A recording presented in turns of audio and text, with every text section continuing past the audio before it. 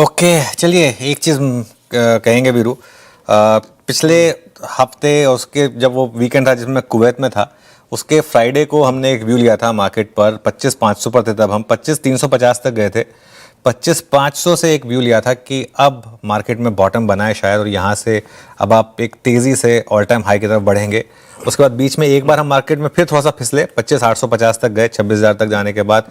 लेकिन उसके बाद वो देखिए, वो जर्नी वन वे जर्नी रही है मार्केट की। वो 25,318 का लो, उसी दिन हम 25,500 पर बंद हुए थे, आपको याद होगा।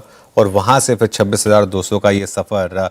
और 2025 में पहली बार, जी हाँ, 2025 में पहली बार हम 26,200 के पार निकले हैं। अब तक हमारा 52 वीक हाई 26,104 था, जो हमने पिछले साल सितंबर में 26,200 क्रॉस किया था, उसके बाद मौका ही नहीं मिला था।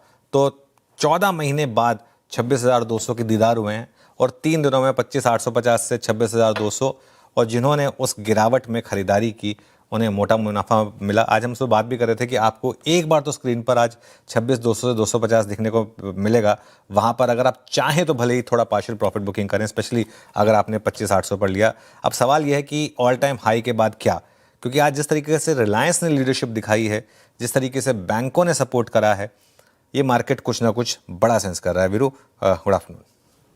Good afternoon Anuj. वाकई एक जो लॉस्ट पिलर था अब तक, या फिर रिलायंस की कमी थी अब तक अनुज, वो भी फाइनली मिल गई। अब अनुज औपचारिकता मात्र है all time high, previous all time I think it's 26,277.335। बिल्कुल।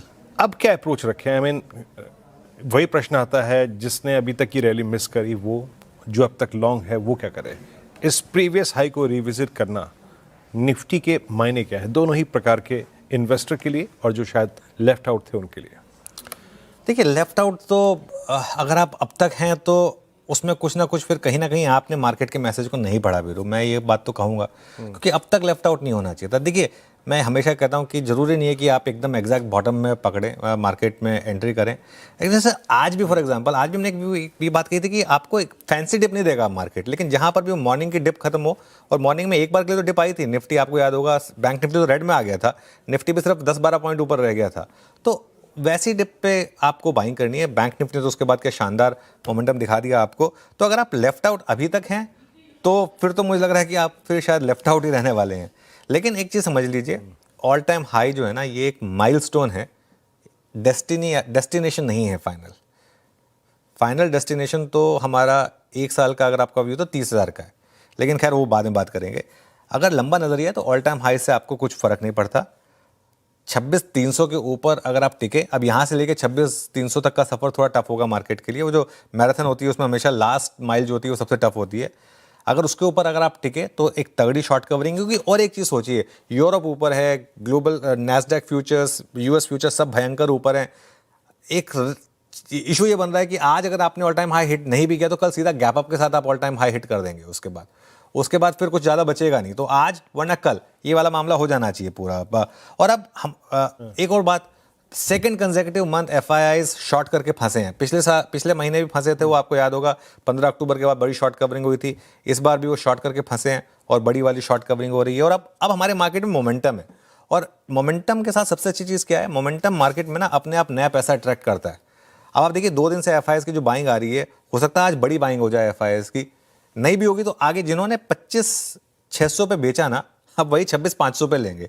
ये इस मार्केट की ब्यूटी है। और टिके रहें, अपने स्टॉप लॉस को ऊपर लाते रहें। आज सुबह जब हमने ट्रेड की शुरुआत की थी तो पोजिशनल लेवल पर हमने स्टॉप लॉस 25,850 का रखा था।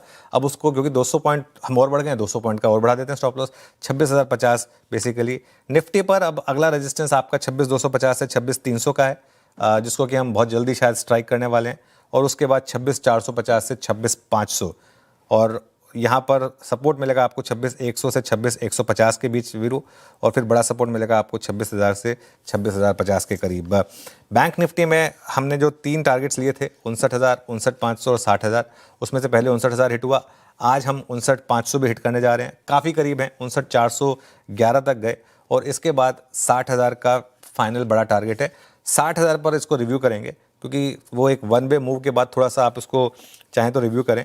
और अब एक 59,000 का, वैसे तो 59,125 भी कर सकते हैं जो आज का लो है, 59,000 का एक स्ट्रिक्ट स्टॉप लॉस रखें।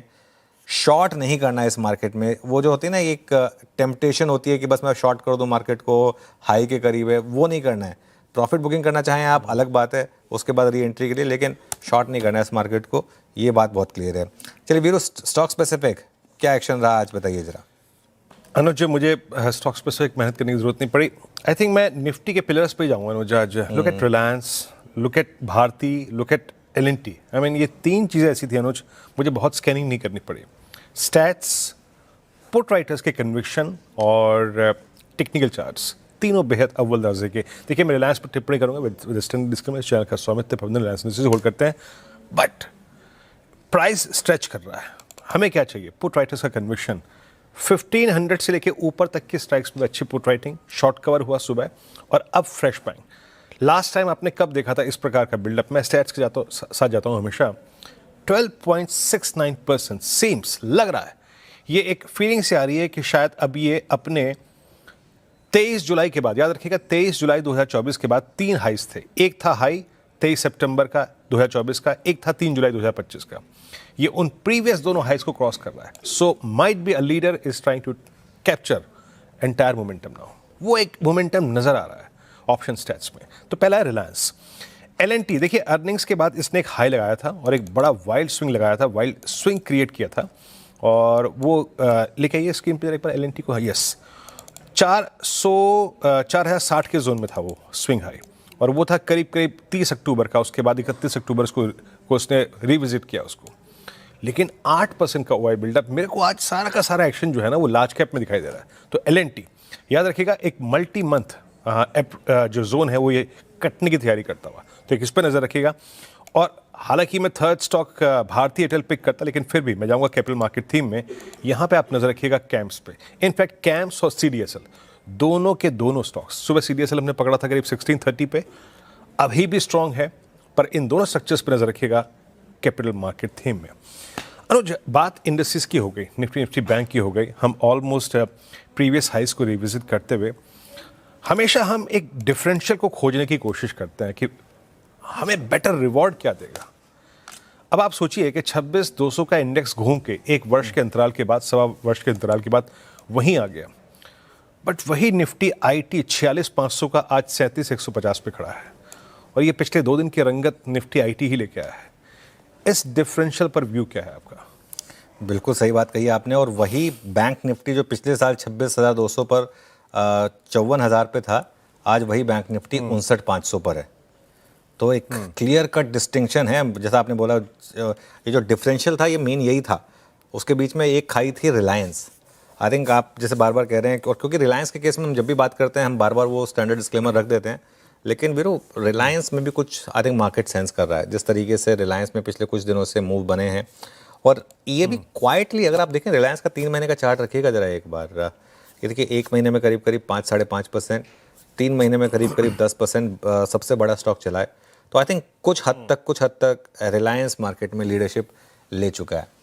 पता, जब हम चार्ट GPT, स्पॉटलाइट वगैरह की बात करते हैं, मैं जानबूझ के रिलायंस नहीं लेता हूं, क्योंकि थोड़ा सा एक जैसे कहते हैं ना, seizures wife should be above suspicion, वो वाला फैक्टर आ जाता है इसकी वजह से। लेकिन अदरवाइज सबसे जो ज़्यादा स्ट्रेंथ मार्केट में रही है वो एक्चुअली रिलायंस की वजह से रही है। ठीक है, खैर उसके अलावा अच्छा, मुझे ऐसा लग रहा है वीरू, यहाँ से अभी भी बैंक निफ्टी आउट परफॉर्म करेगा, क्योंकि बैंक निफ्टी में क्या हो गया कि अभी भी लोगों को ये रियलाइज़ नहीं हो रहा है कि हो क्या रहा है। ये जो गवर्नमेंट के फोकस है, जो गवर्नमेंट के रिफॉर्म्स हैं, उनका सबसे बड़ा इम्पैक्ट जो है वो सीधा का सीधा बैंक निफ्टी पर है।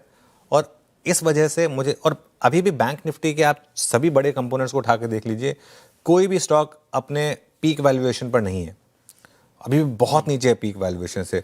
तो मेरा ये मानना है कि बैंक निफ्टी यहाँ से भी आउट परफॉर्म करेगा। आई थिंक IT में अभी भी एक sort of ifs and buts हैं, वो 200 डे मूविंग एवरेज के आसपास अभी भी इफ्स एंड बट्स हैं, लेकिन एक पॉसिबिलिटी बन रही है कि IT और बैंक्स दोनों साथ में चल जाएं। हमारी मार्केट ने पहले भी ऐसा किया कि IT और बैंक दोनों साथ में चलें, तो वाई नॉट, ऐसी पॉसिबिलिटी रहेगी कि IT और बैंक्स दोनों साथ में चल जाए। अच्छा अनुज, एक प्रश्न और जोड़ दूं यहाँ पे।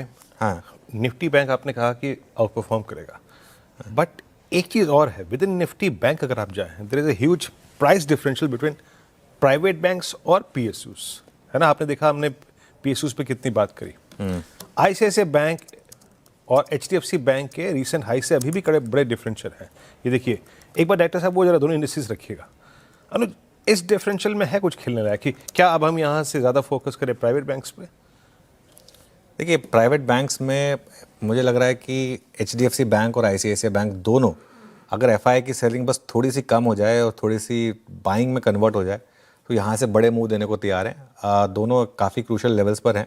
आई थिंक दोनों अपने 52 वीक हाई से अभी भी थोड़ा दूर हैं, तो मुझे लग रहा है कि यहाँ पर वीरू पॉसिबिलिटी रहेगी कि ये दोनों स्टॉक्स जो हैं वो अच्छा चलेंगे। चलिए काम करते हैं, अब आपको आज का जो रफ्तार के घोड़े और फिसड्डी स्टॉक्स हैं वो और बता देते हैं। उसके बाद वीरू आपको कार्यक्रम क्रम बता देंगे और फिर कॉल्स की शुरुआत करेंगे। हिताची एनर्जी यानी कि पावर इंडिया आज रफ्तार के घोड़ों में सबसे ऊपर, जो नतीजों के बाद की रैली का कंसोलिडेशन था उसका एक ब्रेकआउट। आज सुबह सुबह चैनल पर ये पिक भी किया गया, इसकी कॉल शानदार मोमेंटम के साथ सारे टारगेट हिट किए वहाँ पर।